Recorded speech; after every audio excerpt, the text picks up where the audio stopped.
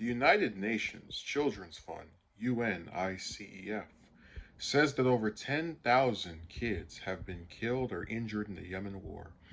The Yemen conflict has just hit another shameful milestone. 10,000 children have been killed or maimed since fighting started in March 2015. That's the equivalent of 4 children every day. UNICEF spokesperson James Elder told reporters on Tuesday. Yemen's civil war began in 2015 between Yemeni government forces and Houthi rebels. Earlier this month, the UN Human Rights Council narrowly voted to end the war crimes investigation in the region, the first time a resolution was defeated in the history of the Council. The United Nations says that Yemen, which was already the poorest country in the Arab region before the conflict, is now facing the largest humanitarian crisis in the world, with over 80% of the population in need of humanitarian aid and protection. Since the conflict escalated in 2015, Yemen's gross domestic product dropped by 40%, Elder said.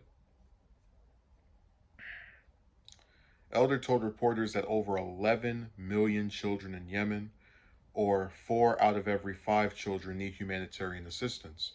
More than 2 million children are out of school, with an additional 4 million at risk of dropping out. Further, over 1.7 million children are internally displaced because of violence. So, what they mean by that is, due to violence, kids are being separated from their families. Not in the sense of like the border crossings in the U.S., but within the region or the country of Yemen, children get separated from parents thanks to the violence. About 15 million people, including 8.5 million children, do not have access to safe water, sanitation, or hygiene. Elder continued. The bottom line, children in Yemen are not starving because of a lack of food. They are starving because their families cannot afford food, Elder said. They are starving because adults continue to wage a war in which children are the biggest losers. So I've talked about Yemen before, not as much as I used to, admittedly, because it just felt like I was screaming into a void. But the way that conflict started is that the Houthi rebels overthrew a government that is affiliated with Saudi Arabia, and then they, while joined by the good old wonderful human rights concerned United States under everyone's favorite President Obama, initiated our involvement over there, where they bomb hospitals, put a blockade to stop food from coming in. All the various human rights violations that go on over there, we are complicit in. And it's like the more you hear about these statistics, right? The 80% that are having this they're being hit the hardest by this. The 4 kids a day either dying or getting killed statistically. It's almost like no matter how you get so desensitized to it that no matter how bad it gets, it just doesn't stick anymore. And you don't say, oh, this doesn't matter anymore, because it does. But it's not something you're surprised by because it's been allowed to just happen over and over.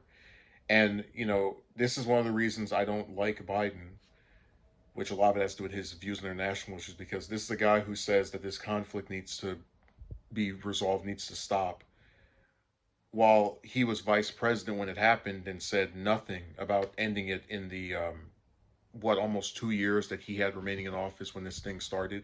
And certainly when Trump continued it, he was voiceless as well. Um, and it's a big part of the reason why I don't believe in the two-party system, or like you have people, right, who, if you just go up to them, they'll say this is messed up, it's screwed up, but then they still like the politicians that do this. They still support them, they still vote for them. And it's every time I see a picture of Obama or Trump, or at this point Biden as well, I always remember this, and how they sit here and talk about freedom, but you are complicit via being commander in chief of a conflict that is the worst humanitarian crisis in the world. And it was completely preventable. This isn't some storm that came over and just wrecked the country. It's a bunch of douchebag pricks, in reference to the Saudi Arabian United States government, getting together to systematically destroy a country and the people that live there, because to us, or at least to our government, and then the mass population of these respective countries, it doesn't affect us, so we don't care. We're completely fine with thousands of people, whether they're an adult or a child, being wiped off the face of the earth, because we know that we'll never have to deal with this type of hostility. So I hope the UN actually does something about this. I'd have a lot more respect for them if they did, but this conflict's been going on for what, 6 years, so I don't see them actually putting an end to this.